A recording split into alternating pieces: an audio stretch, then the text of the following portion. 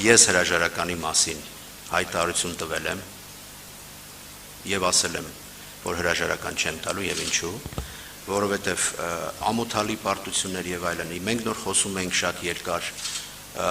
ընդհանրապես ոլորտային նաեւ հաջողությունների մասին, նաեւ անհաջողությունների մասին եւ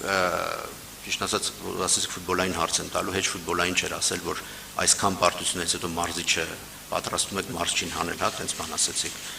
Մարզիչը նոր է եկել, նա 3 մարզում է անցկացրել եւ որից հետո խաղացել է իր առաջին խաղը Վրաստանի հավաքականի։ Ես նոր չեմ, բայց բոլոր բացատրությունները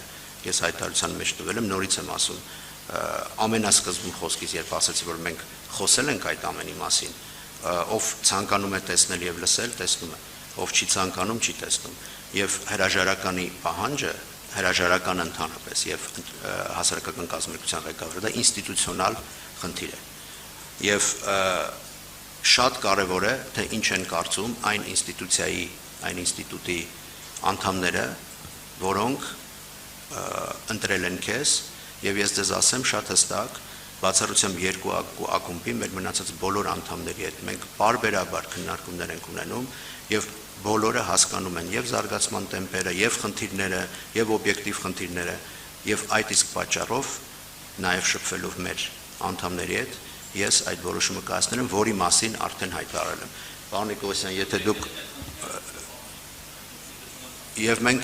եւ մենք լուծում ենք, որովհետեւ այսքան երբ որ ես խոսեցի եւ դուք նորից չեք տեսնում, այսինքն իհարկե կարելի է տեսնել